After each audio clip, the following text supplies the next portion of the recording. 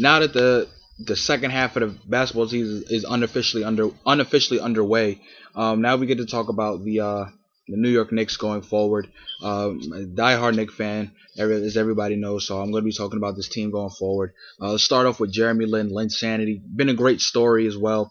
Um, he, like everybody knows the story. Guy graduated from Harvard undrafted, got cut twice this year by the Golden State Warriors and Houston Rockets. Was on his way probably getting cut to make space for Baron Davis by the Knicks, and came out in the New Jersey game and just dominated and played great.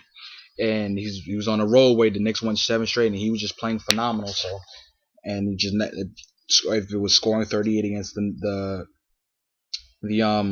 the Lakers or hitting the game with a shot against Toronto, and he just helped his team out a lot.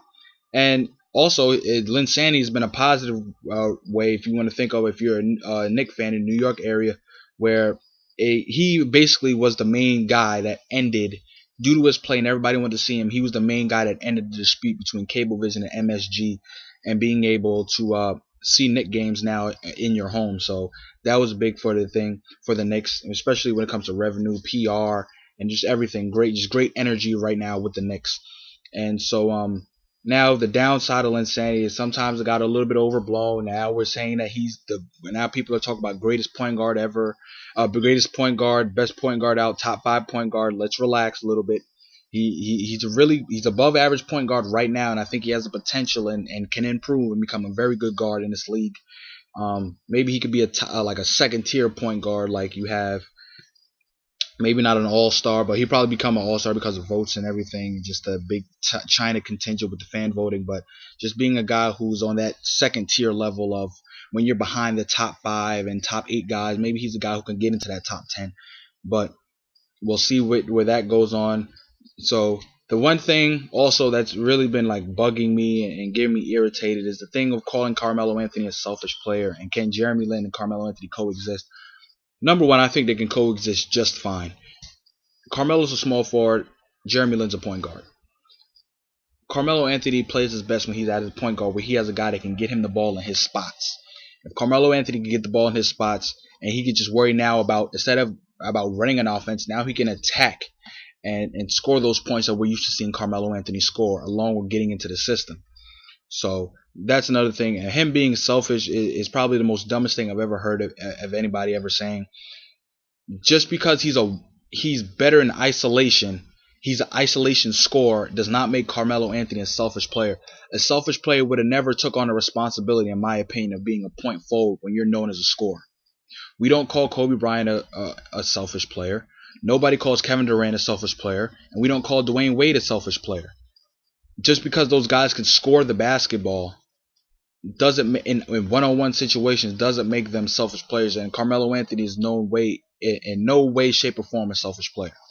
So I just wanted to get that out the way, and I think they're going to be able to coexist fine because Carmelo Anthony is going to be able to get his ball in the post, playing bully ball, or he's going to be able to run the system and also get his opportunities during the game to get in one-on-one isolation situations. D'Antoni's going to be able to get him in the ball in that. So I think that's something that we don't need to worry about. I think one thing that we do need to worry about, but I think it's going to get better on the season, is Amare Stoudemire. You could tell Amare Stoudemire isn't the same type of player that he looked like how he was when he first became a Knick. I think it was a little bit. It was more of the back, but I actually believe him now when he say he's 100% healthy. The back, it was one of those things where you hurt something which you're used to using a lot, you kind of lose, like a running back tearing an ACL. You don't have faith and you don't trust your leg at the moment. When just any sports athlete, when you hurt your leg, you don't trust it. So maybe he didn't trust his back to take it to that next level, and he wasn't able to work out for about 6 months to get healthy and the shorty training camp. So I think his basketball timing wasn't down.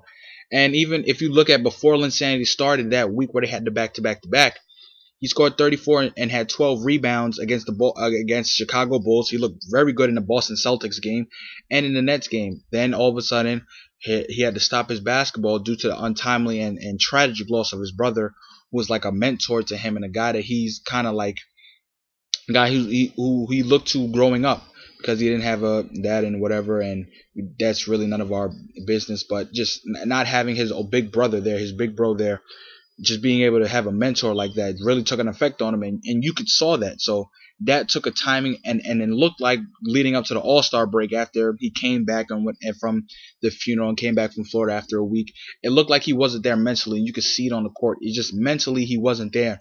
He was getting frustrated on little things. You could saw sometimes he would slam the ball down on timeouts, and he just didn't look. You could tell mentally he wasn't there. So I think he's definitely going to be. I think the second run he's going to get a lot better. I think his time will get back better. Having Lin will help out a lot in the pick and roll situation. So Amare Stoudemire is going to be is probably going to be the biggest key going forward for the Knicks if they want to make a big run in the playoffs. Um, Moving on to Tyson Chandler, the team's MVP, guy who's really helped out this team a lot. If you look about averaging 10 and 9, might be actually averaging the double-double, changed the culture of the team inside when it comes to post defense. One of those guys, he's probably one of the best defensive post centers that we have in the league today. So he's a guy that really helped out the Knicks. Now moving on to the big thing with the Knicks, everybody was saying, kind of reminded me last year, the Melo thing. The bench, the depth of the Knicks bench. Remember when the Knicks had Melo and everybody said, well, the Knicks can't get Melo. They don't have enough assets. But then when the Knicks decided to trade for Carmelo Anthony, they gave up too much assets that they didn't have supposedly in the beginning of the season. Now it's kind of looked like the bench when everybody said, well, where are the Knicks going to get scoring from in their bench? Now when you look like with the emergence of Jeremy Lin, the emergence of Steve Novak, the three other guys, basically that was main guys on the bench was going to be George, who I think is going to contribute, and the other three was Tony Douglas, Mike Bibby, and Bill Walker. Those three guys are probably not going to see a lot of minutes, or they're going to get a lot of DMPs unless we're blowing teams out. So I think that now you're looking at guys like Baron Davis coming off the bench, who we all thought in the beginning of the season was going to be the savior for this Knicks season. Now he's coming off the bench, helping out Jeremy Lin, spelling Jeremy Lin. You have a guy like Iman Shumpert, who's one of the best on-ball defenders that we have in the league, who I think is going to have a lot of first or second team defensive All NBA, defensive All NBA recognitions and awards. Who I think he's going to get a lot of those. And now you got a guy like J.R. Smith, J.R. Smith coming off the bench, who shocked me right now with his energy off the bench when it comes to defensively, because we all know what he could do offensively. He could score 30 if he wanted to offensively. He's that type of an explosion scorer who fits the system. But his energy that he's bringing on a defensive end when it comes to getting steals, Iman Shumpert with him getting steals, who's top 5 in steals as well, that's a really formidable backcourt along with Baron Davis. Or sometimes if the Knicks want to go small and put Iman, Baron in Amon at small forward, JR at the 2, and Baron at the 1, they can go small, and that's a lot of explosion on offense, as well as those guys can play defense together. So those guys are going to help out well. Steve Novak, like I said, found his niche in this offense, shooting that 3 ball. Novocaine, as Knicks fans like to call him now. George is really going to help out a lot. And the guy who doesn't get a lot of attention, who I think the one thing that happened when D'Antoni went on that rant to the Knicks fans, if it wasn't for Tyson Chandler, I would make a really strong case that Jared Jeffrey should be the MVP of this team. He just does everything for this team. No, he's not the greatest offensive player in the world. No, he struggles on offensive time. No, he gets his shot blocked or he misses a layup here and there. But he does things with his team. He rebounds. He's tough.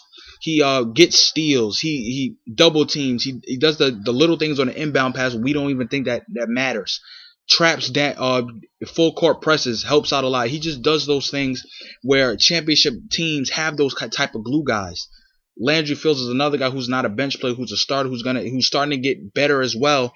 Is started to play better and is starting to be that aggressive player that he was before the Carmelo trade. So that's going to help out a lot. So that bench, which was a question now, is a strength now for the Knicks. It was a question back then, and it's a strength now for the Knicks. And now going forward into the playoffs, I think this Knicks team is a top 4 team right now, getting practices together, which is going to be key these next couple weeks, and getting these practices down. And I think this Knicks team is a top 4 team and potentially a top 3 team, depending on what the Magic do with Dwight Howard. So I think the Knicks have the talent to do that, and not saying that they can, not saying that they will, not saying that they're better. The Knicks have a shot. The Knicks can match up with the Miami Heat and the Chicago Bulls because of the fact of they can score. Everybody's trying to turn this team into the defensive guru team. They need to be like Miami on defense. Nobody can be like Miami on defense. Sorry. You have the two best players in the league who pride themselves on defense. No team can be like that. And you have the Chicago Bulls who, if it's not for their defense, they struggle with scoring. If it's not Derrick Rose helping them out scoring, they struggle with scoring altogether. So they have to be a defensive team. The Knicks have to get stops in key moments. They have to get that stop. If they can get stops with the offense they bring, the Knicks are a dangerous team in the playoffs, and teams don't want to face the Knicks. And I think that the Knicks have a better shot at beating the Chicago Bulls than they do beating Miami Heat. But I do believe that they can match up with both of these teams in a 7-game series. And if the Knicks can catch on fire, if Carmelo Anthony can play the way he can, Amare plays the way he can, and they play and they get key stops, and J.R. Smith or somebody off the bench sparks this team, this Knicks team can beat either Miami or Chicago. It's a slim chance, but they can beat them because they match up. They have a better shot beating Chicago than Miami, but they match up with both teams. With that being said, I want to know what you guys think about this team going forward. I think this team is a top 3 team, definitely a top 4 team, depending on what the Magic do. A top 3 team in the East. I think they get to number 3. I'm not worried about Indiana, and I'm not worried about Philadelphia. They'll come back to earth. Like I said, those are good, very good. They're those 2 teams that I just named are very good playoff teams. But when it comes down to when they need big buckets by big name stars, they're gonna look to guys like Danny Granger and Ajo Iguodala. No knock to them, but when you're going against LeBron James or Carmelo Anthony or Paul Pierce or Derrick Rose, those 2 guys are not guys that you would think of when it comes to, okay, that team could do something in the playoffs. So with that being said, let me know what you guys think about the Knicks going forward. What do you think about Jeremy Lin, the J.R. Smith signing? How this Knicks team can fail in the playoffs? Do you think they can compete? Do you think they can beat the Heat or the Bulls? Do you think they can get to the Eastern Conference Finals? I think this team can get to the second round of playoffs easily, depending if they can get to the one of the top 4 seeds. And just let me know what you guys think, and I'll talk to you guys later. And let's go Knicks.